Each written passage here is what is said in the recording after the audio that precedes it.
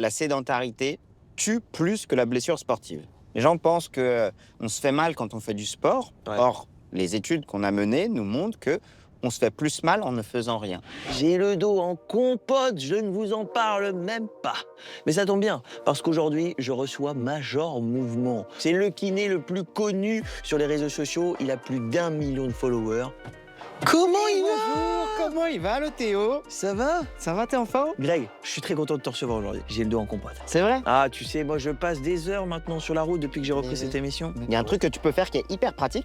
Par exemple, c'est que tu vas chercher à t'enrouler, en gardant bien sûr le regard sur la route, Ok, bien sûr. à t'enrouler dans un sens, et après à venir te chercher à te dérouler dans l'autre sens. En Et gros. ça, tout le monde peut le faire. On fait le dos rond, c'est ça? Le dos rond, et après le dos creux.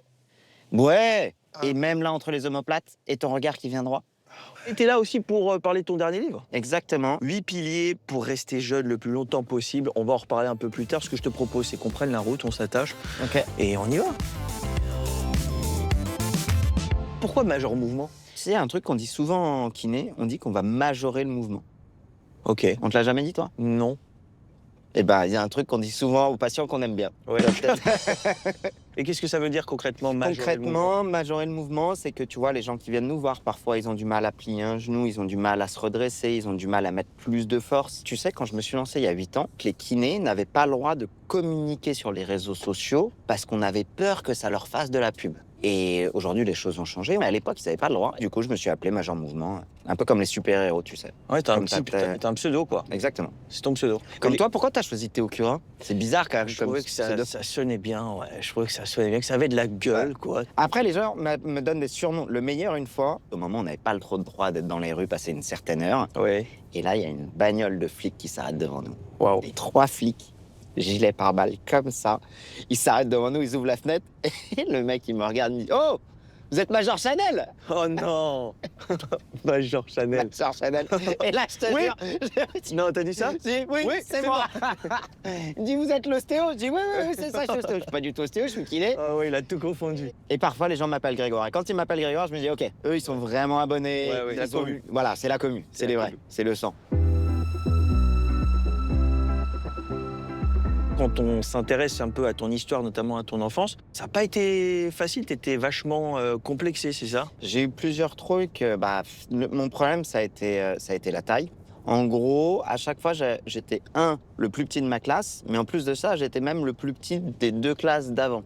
Ok. Et donc, on passait son temps à me confondre avec un plus petit. J'allais voir un médecin tous les ans pour suivre ma croissance. Elle m'a donné un conseil qui a changé ma vie. Mais tu sais, Grégoire, t'es peut-être pas le plus grand, mais un jour, les gens, ils vont s'arrêter de grandir. Mais toi, dans ta tête, tu vas pas t'arrêter de grandir. Est-ce que les bretelles que tu portes aujourd'hui, c'est un rapport avec ce vieux complexe? Alors oui et non. Tu vois, ce complexe, je l'ai eu petit, ça m'a forgé petit. Je le trimballe encore un peu aujourd'hui. Tu sais, quand j'allais à des mariages, je m'habillais chic et je mettais des bretelles et je trouve que ça m'allonge un peu la silhouette. Ah, Dans tu les vois. mariages, t'as envie d'être jolie, t'as envie un peu d'être au top. Et du coup, je les ai gardées. Ok. Aujourd'hui, il y a quand même encore une. Aujourd'hui, ça toute reste. petite partie. C'est-à-dire que tu te regardes dans un miroir, tu vois ça? Non, parce que quand je suis dans un miroir, c'est juste moi. Mais par contre, quand je vais rentrer dans une pièce, je me dis que les gens vont se dire ça. Tiens, il est petit. Je me dis que quand les gens vont me voir, ils vont être déçus. Je sais que c'est pas du tout ça qui se dit, je sais que cette voix, elle est dans ma tête et Ouais. que ça me pousse quasiment à chaque fois que je rencontre des nouvelles personnes à essayer rapidement de compenser, de montrer autre chose, de montrer que je ne me réduis pas à ça. Votre qualité, elle est pas dans votre physique. Non, c'est vrai. On n'a jamais ouvert des portes à quelqu'un uniquement parce qu'il faisait une taille normale, quoi. On a ouvert des portes aux gens parce que les gens, ils étaient sympas, parce que les gens, ils avaient une tête bien faite, parce qu'ils avaient un truc en plus dans leur tête. Quand bien même on te ferme une porte 1 fois, 2 fois, 10 fois, 4 fois, en fait, tu peux toi-même ouvrir tes propres portes et créer ta propre direction. On a parfois tous aussi notre petite voix à l'intérieur qui nous dit des trucs qui ne font pas du bien à entendre et qu'il y a des solutions, qu'on ne peut pas se tromper à en parler. À des parents, à des amis, que parfois on peut en parler à plusieurs personnes. Et il y a aussi un passage de ton enfance qui est assez difficile, c'est l'accident Ouais. de ton papa, qui a été justement lourdement handicapé à la suite de cet accident. Mon père, il a eu un gros accident de voiture. De cette époque, moi, j'ai des souvenirs un peu bizarres parce que t'es petit, mais tu comprends pas trop ce qui se passe. Ton père, du jour au lendemain, il se retrouve en fauteuil roulant, son visage est transformé. Ouais. Il était en soins aux Invalides. Et ce dont je me rappelle le plus, donc, dans cet accident, il a tapé la tête. Ouais. Il a eu un traumatisme crânien. Et quand tu tapes tellement fort le cerveau, ça peut empêcher le corps de bouger, mais ça va surtout altérer aussi ta façon de parler, ta façon de penser. Mon cerveau d'enfant, il comprenait que les choses n'étaient pas normales, mais il comprenait pas à quel point. Et ce qui était presque le plus dur pour moi, c'est que j'ai un grand frère avec qui je m'entends très, très, très bien, Guillaume. Ouais. Et Guillaume, lui, il comprenait plus, il avait 5 ans. Ouais. Et à chaque fois qu'on allait chez mon père le week-end, quand on rentrait, je voyais mon frère pleurer. Ah ouais. Et c'est ça qui te... Et ça me faisait de la peine parce que je me disais, ah, ok, en fait, ce qui se passe, c'est peut-être pas normal. Et c'est vrai que ça a toujours été un sujet très, très, très difficile pour moi. Ça m'a pris des années pour en parler. Dans ton livre, justement. Dans mon livre, c'est la première fois que j'en parle.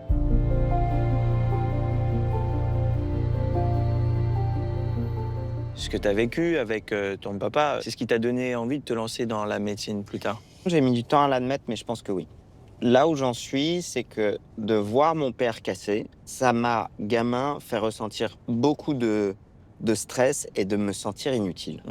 J'aime mon père et j'avais envie de le réparer, tu vois. J'avais envie qu'il soit heureux, j'avais envie de le voir rire. Et malheureusement, il y a une partie du handicap où tu peux pas gagner, tu vois. Et je pense que je me suis lancé dans ces études-là et dans ce cursus-là, et probablement aussi sur les réseaux sociaux pour essayer de réparer quelque chose. Et maintenant, je comprends que je peux pas tout réparer. Non. Je peux faire de mon mieux, je peux essayer de faire en sorte que le voyage soit un peu plus sympathique, mais la destination, littéralement, sans métaphore, c'est toi qui l'as choisi, quoi. Tu voulais être kiné, toi, quand tu t'es lancé dans médecine, ou justement, tu avais une autre envie, une autre idée? Tu sais, le cliché, quand on dit les kinés, c'est ceux qui ont loupé médecine, c'est vrai. Ah ouais? Ah ouais. Ce qui me fascinait, c'était de réparer les corps. Je voulais être chirurgien esthétique pour les grands brûlés. Tu vois, c'était vraiment de réparer des gens avec des cicatrices et des corps abîmés. C'était ça ce que je voulais faire. J'ai pas eu médecine et j'ai eu kiné. Et en vrai, c'est le plus bel échec de ma vie. C'est le plus bel échec de ma vie, c'est vrai? Ouais. Le métier de kiné m'a permis pour le coup, c'est une porte qui se ferme, mais ça a été plein d'autres qui se sont ouvertes. J'ai eu du temps pour mes enfants, j'ai eu du temps pour mes amis, j'ai eu du temps pour jouer au rugby. J'ai fini en étant diplômé à 23 ans et pas à 33 ans. Donc pas de regret? Zéro regret dans ma vie. Même les moments difficiles, même le handicap de mon père, je ne changerais rien. Même le harcèlement que j'ai subi petit parce que j'étais petit, je le changerais pas en fait. Ouais.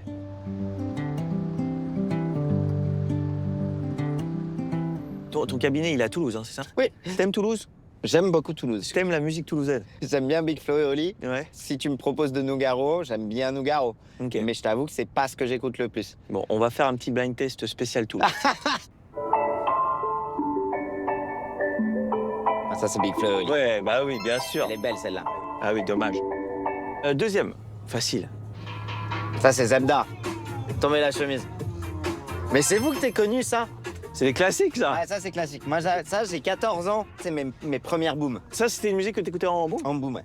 Le dernier son. Akumaco, c'est bien, Toulousain. Je n'ai ni maître, ni gourou, ni contremaître, rien du tout. Akumaco, c'est bien, Toulousain. Ça, je suis désolé, je l'ai pas du tout. Fabuleuse Troubadour, ça dit quelque chose? Par les perdants, je ne me sens jamais gagnant. 2 sur 3, ça va. 2 sur 3, 2 sur 3, ça va. Franchement, Greg, tu peux être fier de toi. Merci. On a un petit cadeau pour toi. Ah! Il est derrière ton siège. Oh! Ah, un puzzle! Parce que t'es fan de puzzle, toi, en fait. J'adore les puzzles. Non seulement c'est un très beau puzzle, parce qu'il est beau, mais en plus de ça, c'est les puzzles qui sont très sympas à faire. Parlons aussi maintenant de ta vie. C'est en 2017 que tu te lances... Fin 2017, début 2018, ouais. Tu te lances sur les réseaux. Ouais. À ce moment-là, tu prévois le succès que tu as aujourd'hui ou Jamais de la vie. Ouais. Jamais de la vie.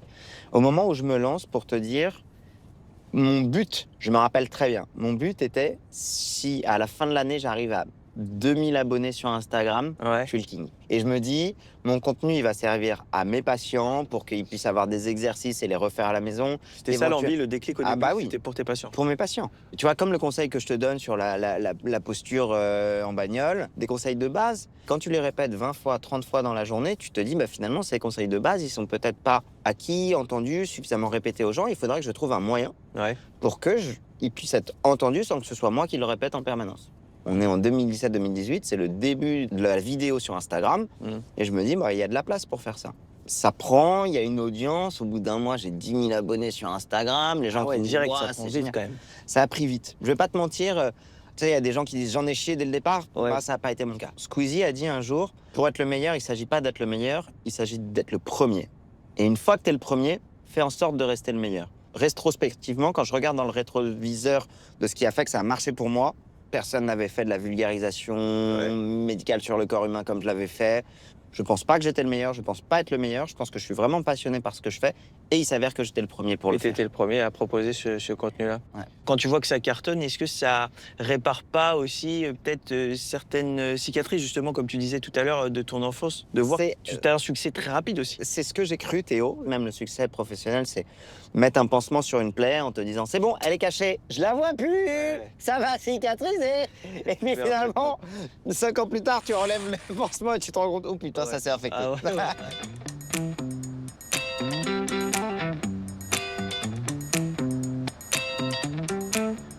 Greg, reparlons un petit peu de ton livre.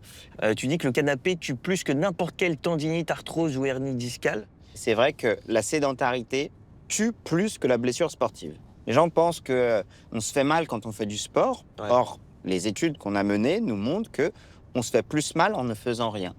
Non seulement on se fait plus mal en ne faisant rien, mais on perd en qualité de vie parce qu'en fait, ton corps, il est fait pour bouger. Il ne faut pas non plus bouger H24, pas plus Non. qu'il faut se reposer à H24. Le corps, il a besoin d'une notion d'équilibre. Il y a des périodes où on peut bouger plus, bouger moins. Ouais, ok. La seule chose, c'est que la blessure du canapé, tu la vois pas quand elle est dans le canapé. Très Tu la vois justement quand tu commences à essayer de te lever. Il y a une phrase que j'aime beaucoup d'un mec que j'admire beaucoup qui s'appelle Jay Shetty qui disait « Quand tu as un moment de ta vie où tu te sens bloqué dans ta tête, bouge ton corps.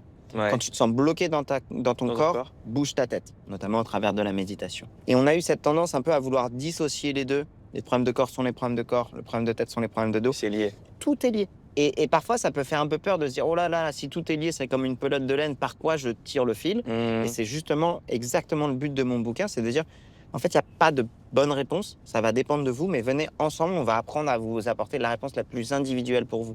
Et peut-être que pour certaines personnes, quand elles vont lire le bouquin, à ce moment-là de leur vie, c'est pas le moment pour eux de se mettre au sport, mais ça peut être le moment pour eux de dormir 1 heure de plus. C'est pas un livre qui est culpabilisant, c'est un livre au contraire qui va vous accompagner par la main et qui te donne des solutions concrètes par rapport à tes problématiques. Et pour toi, quels sont les principaux conseils que tu pourrais donner pour rester jeune le plus longtemps possible? Il y en a un que j'adore, qui s'appelle le soupir physiologique. Ça va avoir une action immédiate en l'espace de 2 minutes sur du stress. Tu vas venir inspirer par le nez, bloquer 2 à 3 secondes et réinspirer au maximum par le nez.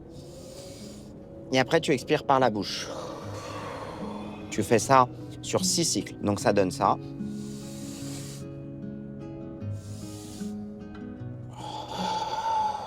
Numéro 2 que je peux conseiller, celle-là, il est trop bien, c'est sur le sommeil. Ok, vas-y. Si jamais vous vous retrouvez dans la situation où il est 21h30, vous êtes fatigué et vous commencez à sortir votre téléphone et sans savoir pourquoi vous passez 2 heures, Ça m'arrive tous les soirs. et t'es pas le seul, ça arrive à tout le monde. Et je sais que mon train du sommeil, il arrive à peu près toutes les heures et demie. Et si jamais je le loupe à 21h30 et que je suis à moitié en train de somnoler sur mon téléphone, à ce moment-là, ça veut dire que j'ai mon train du sommeil qui passe à ce moment-là. Donc je me débrouille pour qu'à 21h30, au lieu d'être habillé avec mon téléphone dans mon canapé, je prends ma douche, je me brosse les dents, je me prends un bouquin, je me fais un soupir physiologique. Et là, ce que vous allez voir, c'est que vous allez tranquillement monter dans le train du sommeil Ouais. pour faire une bonne vraie nuit de sommeil. Ce que je te propose, c'est de prendre la tablette qui est juste à côté de toi. Regardez. Ah, Salut mon Greg, moi ce que je veux te dire c'est que évidemment je suis très très très fier de toi et qu'aujourd'hui tu es un homme établi, courageux, sûr de lui et je t'en félicite, mais ce que je veux te dire plus personnellement aussi c'est que j'ai toujours été ton grand frère et j'ai porté cette responsabilité, mais aujourd'hui avec tout voilà, ce que tu mets en place, c'est moi qui peux compter sur toi, donc je te remercie, j'en suis très heureux, et même si tu seras toujours mon petit frère, je te remercie d'être là pour moi, et ce n'est que le début de l'aventure. Allez, je t'embrasse, bisous. Ah, ça te touche un peu, le message du frérot. ah, ça me touche beaucoup. Ouais. C'est quoi la relation que vous avez tous les deux? C'est la plus belle et la meilleure relation de ma vie, avec mes enfants évidemment. Ça me touche beaucoup parce que mon frère c'est quelqu'un de pudique. Et il l'a fait pour toi, il l'aurait pas fait pour tout le monde, Théo. J'ai adoré ce moment. C'était intéressant d'en savoir un peu plus sur toi. On a une petite habitude, on fait un petit selfie avec la tablette qui est juste à côté de toi. Moi, Théo, je sais pas si tu vas le garder, mais je tiens à ce que les gens sachent à quel point c'est impressionnant ce que tu fais. De poser des questions en conduisant dans les bouchons à Paris, Alors qu'on a le téléphone là et des bouchons avec des gens qui te font aucun cadeau, Théo, c'est impressionnant. Mais c'est adorable. Mais c'est un bonheur. On a la chance d'être bien accompagnés.